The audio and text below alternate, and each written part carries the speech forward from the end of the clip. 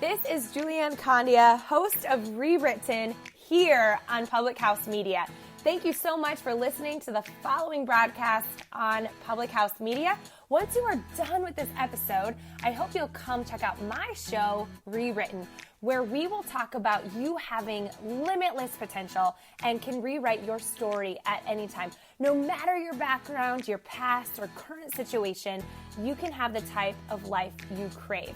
A new show comes out every single Monday. Don't forget to subscribe on iTunes so you never miss an episode of Rewritten. Thanks again for checking out the following broadcast on Public House Media.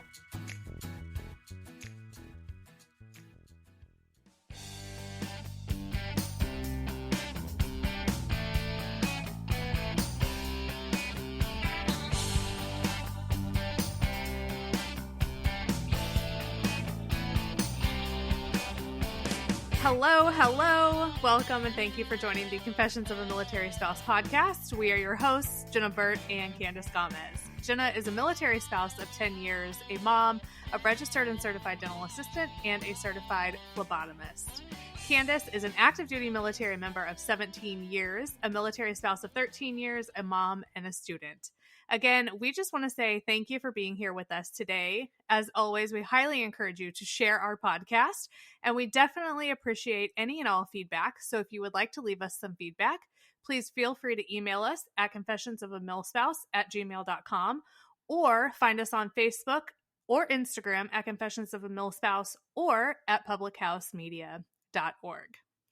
So while Candace and I are recording this episode today, it is Valentine's Day. So happy Valentine's Day to all of our listeners. I know it'll be after Valentine's Day whenever you hear this, but I still like to put it out there. Also, it has been a crazy start to the recording of this episode. So anything at this point is completely possible. So one thing that Candace and I have really been talking about lately, kind of off the podcast, is self-care. And it's also something that I've been seeing a lot floating around on the internet lately. So Candace and I want to dive right into self-care for spouses today. So here we go.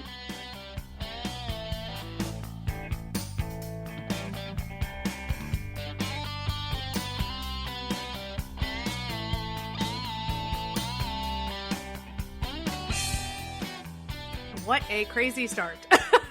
Oh, I'm telling you. Oh, but I wouldn't expect it any other way, to be honest. I thought we nailed it, but I guess... I know. I thought we did too, but here we are. Oh, man. So one of the things that I know I have really been lacking and that we have talked a lot about kind of off air is, like I said, self-care. And it's funny that we brought this subject up because a little backstory real quick for me is that I recently started therapy with a new therapist who is amazing. But one of the things that she challenged me to this past week was self-care. Mm-hmm. And I thought to myself, well, I already do self-care, like I get a shower by myself, like I go to the grocery store by myself most of the time. Like that's probably good.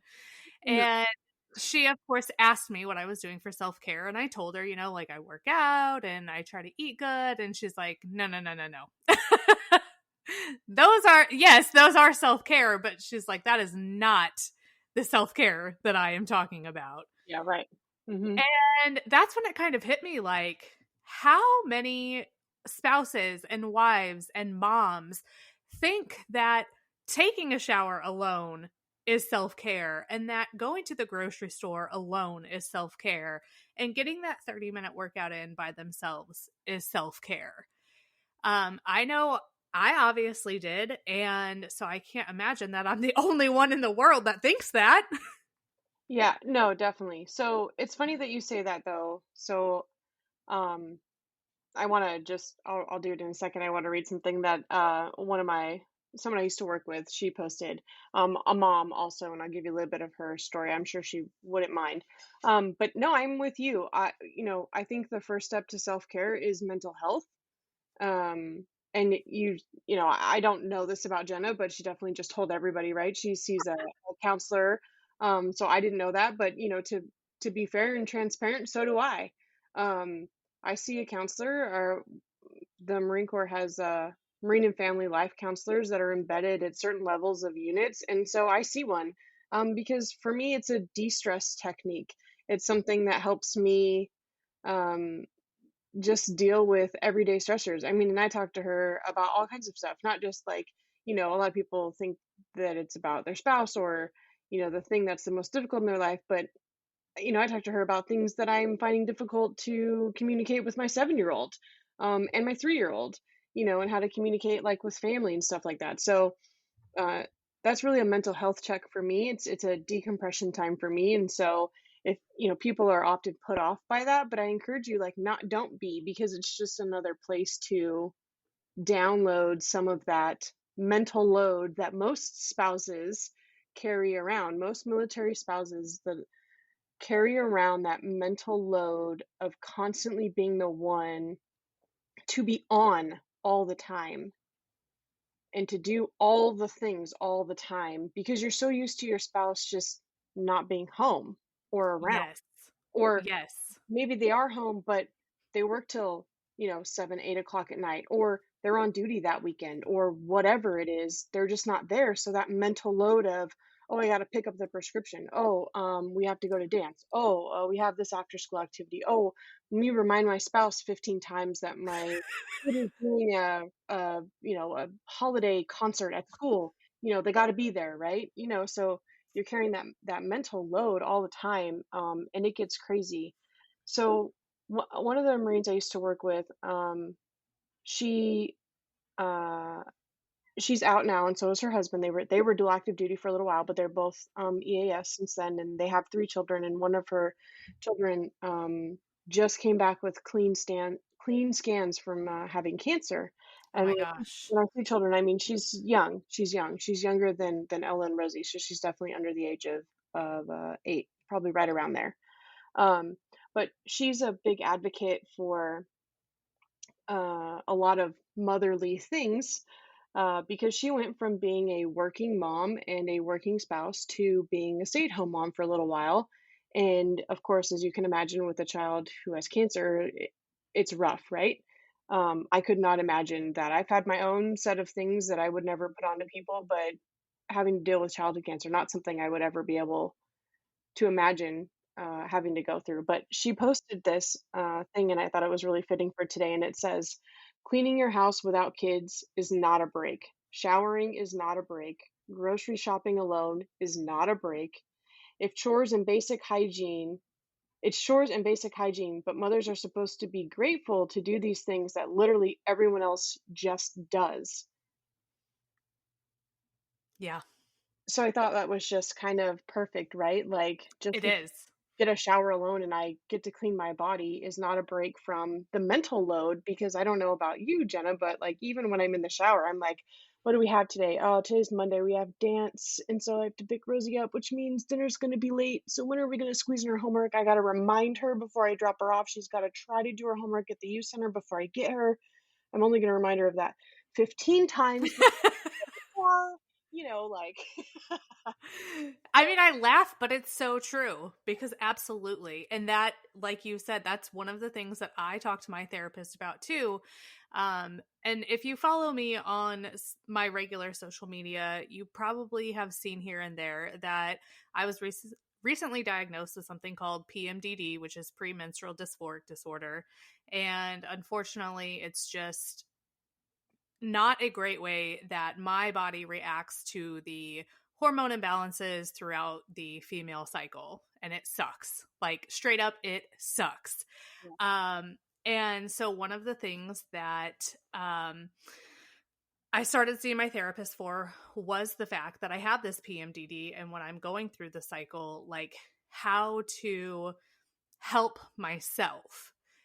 And one of the things that she said was to basically automate as many things as I could during that time.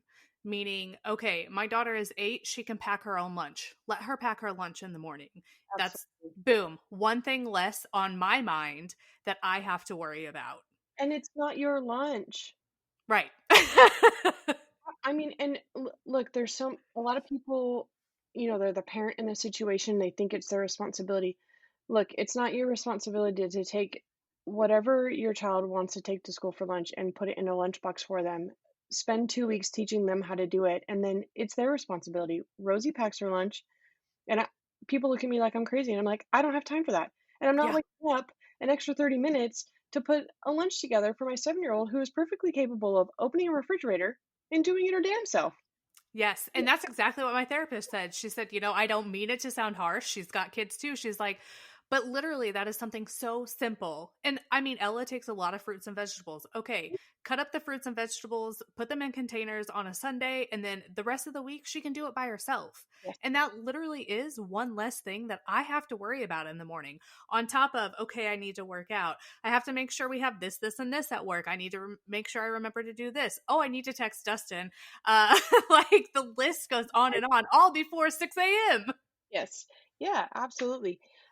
I'm with you 100%. I think that my husband and I share that kind of mentality of especially with things that Rosie can do on her own. And it's something that we teach her, right? So with kids, the older they get, they got to start taking some of that responsibility for themselves. And funny because last week she opted not to take her Girl Scout backpack with her to Girl Scouts, which contained her binder and her book. And they were working on patches and reading through some of the pages in the book. And she opted to not take her bag voluntarily, even though I asked her twice. And then she got a talking to when she got to Girl Scouts about how she needs to be more responsible for her own things and how it's not mom's job to make sure she brings her binder for her to earn her patches. Um, but yeah, I mean, that's the first start of it, right? Find those things you can take Yes. off of your own plate 100%. Yep, Do I made Ella unload the dishwasher the other day and she was mad. Oh, she was mad. But I'm like, you know what? You can do it. You can reach all of the things, Yeah. all of the things. You can put them all away. You know where they all of them go. Like there's no reason that she can't. And the more you're used to doing it now and helping, there's a lot of life lessons in that for kids, but it definitely takes some of that mental load off of the parent or the adult in that situation. And I think we're using like our kids as an example, but really that mental load could be for anybody. It could be Yes. for your spouse too, right? And 100% for your spouse. My husband will look at me all the time and be like, "When's my appointment again?" And I'm like, "I don't know. You have physical therapy." Like, but I have to ask people, write it down on the freaking calendar. I don't know. And he's like, I told you when I had my MRI, right? What time is that at? And I'm like, I don't know. Write that crap on the calendar like I write everything else. I don't have mental capacity anymore to like remember 6 different schedules, you know? I'm like, Yes. no, just write it down. But really, Yeah. that's like to anybody. Like, you're also an adult. Go ahead and write it on the calendar. Here's a pen, like, Right. yeah, Absolutely. And I think a lot of times, we are scared to have that conversation with our spouses about, hey, like, I need more help. And I know I have 100% been there where I'm like, okay, you know what? I'll just do it all myself. I don't want to ask for help. I don't want to get the pushback, whatever, whatever. And then it just builds and builds and builds until one day, he asks me a simple question like, why is the sky blue or something? And boom, I just erupt like a volcano. And he's like, whoa, like, I just asked a question. And like the first thing they recommended to you was self-care because that was the first thing that my counselor said to me. And funny because I talked to my dad not like every day but often, and he often is like, hey, are you still doing this, are you still doing that, like what are you doing for you, that's for you, right? And yes. like, I went many years getting pedicures and manicures, and I had acrylic nails for a very, very, very, very long time. And since we've been in North Carolina, I just haven't had like the drive to keep it up anymore. Yeah. And so I just kind of stopped, and then my dad was like, have you gotten your nails done recently? And I'm like, because he knew that was like my thing. I knew that. But I'm like, no, I just really like I found a place here, but it's so much different. Like I just haven't had the drive or motivation to like want to keep going or whatever. Like I want to go back because I look at my nails and I'm like, ugh. But I just haven't done it, But I have found other things to replace that, right? So it's important to have that. Right. And I mean, I think about all the time, like, if someone were to ask me what I do for me, it would take me probably a very long time to answer that question and then answer it without feeling guilty. Mm-hmm. You know, like I get my hair done and I get facials and I get my lashes done. And that is stuff that I do for me. That's like my girl time. That's decompress time where I get to lay there and I don't have to think about anything. But at the same time, like when I say that out loud, I feel so guilty about it. And I don't like why? Why do we feel guilty about it? Yeah, I felt guilty about stuff like that for so long. And like just recently, I've kind of moved past that sort of like there's some stuff I still feel guilty about, right? Like I still think like, oh man, maybe I shouldn't have done that. But um I still do it, because here's the thing. For me, a lot of like the guilt came from, well, I just spent like $200 on myself and I could have saved that $200, or I could have put that $200 towards, in Rosie's bank account or Emma's bank account, or, oh man, like I spent $200, but, Rosie's birthday is in 2 weeks and, we're going to spend a bunch of money on that. I should have not spent all that money on Yes. myself. You know what I mean? But like, Yeah. that's so ridiculous. I just came to the point where I'm like, that's so ridiculous. I work, I make money. Like, I should be able to spend some of the money I spend a lot of time earning and away from my family and sacrificing for on myself. Why not? You Yeah. know? Well, and in turn, you've always heard, well, I've always heard the saying, like, you can't pour from an empty cup. And it's Hmm. true, Hmm. so we do these things to feel good about ourselves and to give ourselves a break or whatever it is. So there's no reason to feel guilty about it, Right. What? because yeah, it's something for us, but in turn, it's going to make us better wives, better spouses, better moms, better, better everything. If we feel good about ourselves and we have had time to fill ourselves up, we're able to give more. Yeah. 100%. 100% agree with you. What, like, so other than working out and getting your hair done, what do you do? I know. Well, like I said, I get facials and I do get my lashes done. But one of the other things that my therapist challenged me to this past week was to at least once a week, because I wasn't doing any at all, but to start out at least once a week, spend 5 minutes on myself, whether it's listening to a song for myself, literally doing nothing for myself, journaling for 5 minutes, lighting a candle and just sitting there for 5 minutes. Do something for myself for 5 minutes. Don't worry about anything else. Don't think about anything else. And I have found that to be so freaking difficult. Hmm. Because the time, I'm like, okay, well, I'll sit here and I'll journal, or I'll sit here and just do nothing for 5 minutes. But then the whole time, like, I have to consciously think about doing nothing and not thinking about anything. Yep. Because it goes back to that whole, like, our brains are constantly in motion and constantly going. And the whole time I'm supposed to be doing nothing, I'm thinking, oh my God, this is 5 minutes. Like, I could have been folding the laundry or getting the food out for dinner, or shoot, I need to still make the meal plan for this week. Like, it's just things like that. Yeah. Why? Though, like we do that to ourselves, like for no reason, like the laundry. Rosie doesn't care if the clean shirt is in her drawer or in the dryer. Like, Yes. you know what I mean? She's like, "Where's Yeah. the shirt?" I'm like, "Is it in your drawer?" She goes, "No." I said, "Well, check the dryer." And she gets out of the dryer and she puts it on. The kid doesn't care, right? So why do I Right. care so much? Why do I put so much Right. pressure on myself for that? It's totally Yes. not necessary. Very difficult to move past, though. Very difficult to allow yourself to move on from that or move past that. And I'm not saying I'm perfect at it. I get wrapped up in stuff still all the time like that. But when you find a couple of things that you can just go, okay, we're done with that, right? Like Yeah, for 5 minutes, just going, I literally am just going to sit here and just do nothing. It's really difficult. it is. It is. And I will say, like, now that Dustin has been gone, I have definitely started to get a little bit better at it. And, if the laundry sits in the dryer for 3 days, well, it sits in the dryer. As long as my scrubs are clean, I got to wear PPE anyway. Nobody sees them. So if they're wrinkled, Yeah. whatever. Who Um, cares?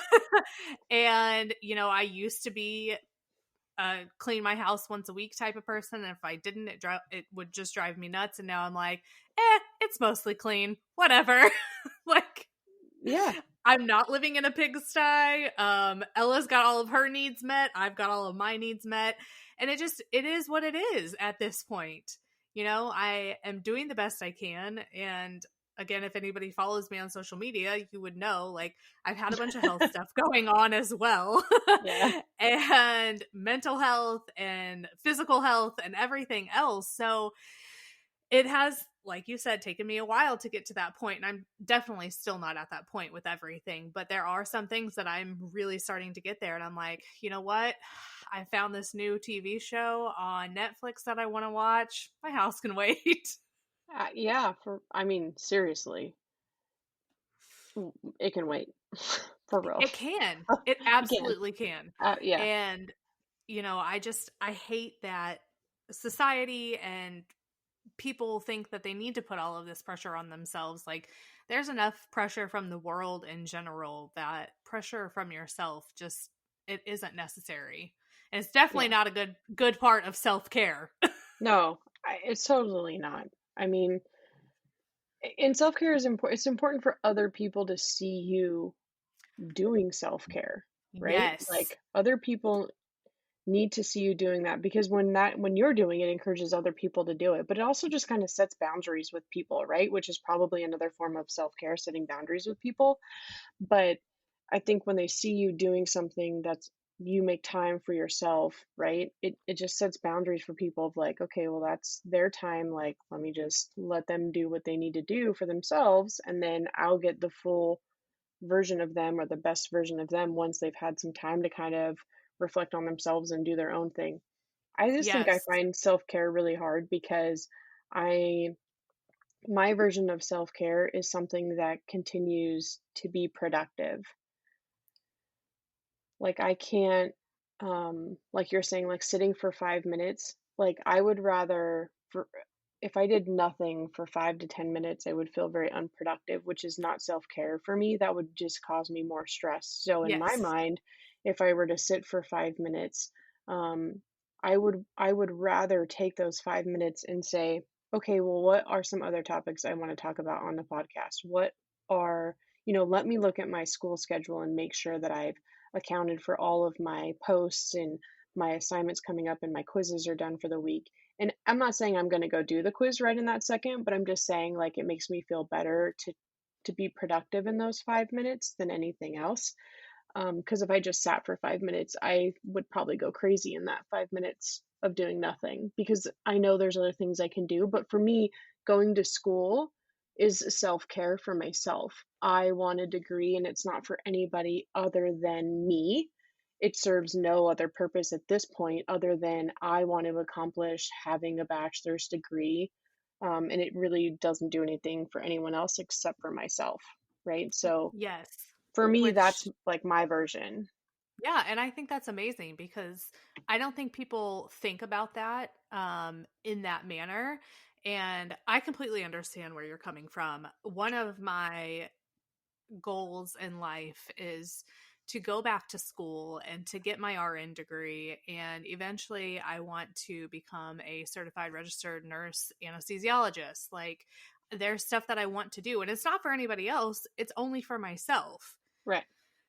Now, part of the problem, of course, is that RN programs are at the minimum usually 2 years, and you have to be in a place long enough for that. Yeah. Yeah. So, you know, it's probably going to take me longer to do. But one of the things that I can do now for myself, which I need to stop making excuses about, is I have to take all my general education courses all over again because too much time has passed. So there's no reason that I can't take one course a semester for now. Yeah, it's expensive, but everything is going to be expensive. You know, it's not going to get any cheaper just because I wait. Yeah, I And mean, that's there's probably a lot of things that can offset some of that cost too, but right. a class a semester is definitely something doable. right? Right. And that would be Hmm. something for me to work towards a goal for myself, not Yeah. for anybody else. I'm not putting my life on hold because my husband's in the military and because I need to work for us to survive and because my daughter has dance and because. Like, that is solely something for me. I just want to point out something that you said, right? You said, uh, oh man, I remember wanting to talk about this before too, but you can't lose yourself in being a military spouse Yeah. because it's really easy to do, right? Oh, well, my spouse is deployed, my spouse, we're going to move, or, whatever the case is. I mean, I can't tell you the number of people I've talked to who've said, like, no, I'm here, but my spouse has a really good job and they're going to stay where they are, and I'm just going to be here. Because that, while maybe making the relationship a little bit more difficult because there's distance between the two of you, um, has seemed to work out really well for quite a few people that I know, right? And so I think it just comes down to, active duty members. Most of us do what we do because we like our jobs, we like our being leaders, we like our environment, we like this lifestyle. It's typically why we stick around. But that's very fulfilling for us. That is not fulfilling for the spouse. And sometimes what is fulfilling for the spouse and makes a happier home or a happier person is going to make that relationship happier or better. So sometimes it does come with, well, I'm 6 months away from my RN degree and finishing all of that. You go ahead to the next duty station and I'm going to finish that out here and then we'll come meet you.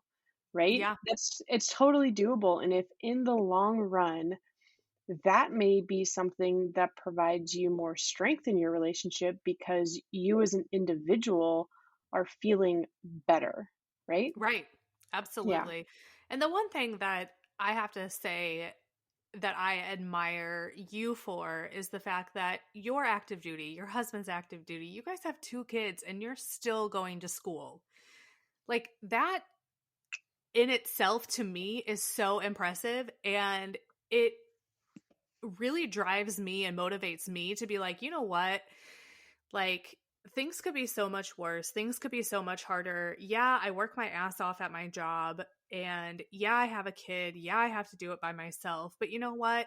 Instead of spending that 30 minutes watching that TV show or that hour watching that TV show or that 45 minutes scrolling Facebook, I could be using that for an online class. You Instead of could be, going to but bed at don't 8 o'clock at night. you could be. You could be, right? You could be, but don't pressure yourself into that. If that's not your deal, then don't pressure yourself into that though, right? So, you gotta if your version of self-care is setting goals for yourself, that's great, but don't pressure yourself into being like, well, I could be going to school, but I'm just sitting here for 45 minutes. Because listen, you guys, there are days like right, okay, last week, I had a 2-page paper due, wasn't a long paper, and I was like, I I can knock that out, no big deal. Um, and so I literally waited till the very last minute to do it I'm because going to guess you don't recommend doing that. no, I mean I don't, but also like I'm not gonna put all this extra pressure on myself to go through and do an assignment and stress myself out over doing it because you know I I just I feel like I need to get it done right now. You know what I mean? There were almost all of those nights of the week, I came home and I sat at home and I watched TV for quite a bit of time. You know what I mean? Like Yeah. you got to find your own balance in that. It's funny that you say that to me because about going to school, because my motivation often for going back to school and looking at myself and going, so many other people could be doing all this stuff and I know that I can make time for it if it's really important to me. I just have to find the reason it's important. But I've literally watched my best friend who lives in Florida. She was a single mom and she was active duty, pregnant, had a newborn, was going to school, doing all of those things.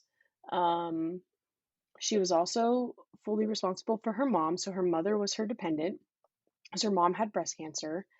And so she was taking care of her mom. She got married to her daughter's father. They're divorced now, but And that she was going to school. She finished her degree. I mean, she was active duty, pregnant, going to school, working out, working full time, and her mom was her dependent, right? Like, I just looked at her all the time and I'd be like, why am I not in school? Like Right. what am I doing, right? Like if she can do all these things, like what am I doing? But that's a slippery slope, right? Don't over compare yourself to other people. But for Yeah, but me, sometimes you need that motivation. yeah, and motivation. And I look at her now, my best friend is recovering from having breast cancer herself. They did a double mastectomy. She went through radiation and chemo, and she had her daughter with her as a single mom, and she's in Florida away from her daughter's father. He lives in California. So her sisters were helping her, but she's basically doing all that on her own, working, still working. She works for a urgent care facility. So not only was she coming out of surgery and going through chemo, but she works in an urgent care facility, which means she is a high risk for contact of COVID, Yeah. right? So, she's doing all of these things and she's a single mom and she has a business on the side. She runs a side business on Etsy and makes some pretty incredible stuff. But it's just, I see a lot of those things and I'm like, man, like, for me, those things are so fulfilling, right? That's my Right. self-care. Those things are so fulfilling for me. And that's where my self-care comes in. Like, I'm a big essential oils user. So one of my other girlfriends who got me into essential oils and signed up for it is like, when are you going to start a business? I'm like, listen, I'm like, I have a full-time job, 2 kids. I go to school full time and I just started co-hosting a podcast. Let's talk about this next year when I'm done with school, Right. But that's my self-care, right? You just have to find what yours is for you. Mine is doing something productive, no matter what that is. Going to school, even if we're listening to a podcast and you always say, like, if this resonates with you or with anybody, if this resonates with one single person, then I have found this wildly productive. And the self care I get from just being able to share my story, experiences, and life with other people is worth it to me, right? So I'll take the time to disengage with what's going on in my house to sit here for 30 to 45 minutes a couple times a month and do this, right? So that's my self care. I mean, I do face masks and stuff like that too, but that's. Yes, I agree completely. I haven't done face masks yet, but Ella keeps asking me, so I'm sure that's on our list. And I will say, like, having a daughter, for me is very good because she is constantly asking me, to like paint her nails or do a face mask for her or things like that. And that does make me kind of have to sit down and really just be present and focus. Mhm. And in a sense, that is self-care for me as well. Because I'm putting that time and effort into her and showing her how to take care of herself and letting her know that it's okay that she takes care of herself. We talked about other people seeing it, and I think it's important that our kids see that as well. Yeah.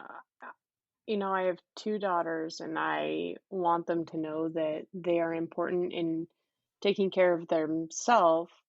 Is that the correct way to say that? Themselves? That's not right. um, taking care of them, right?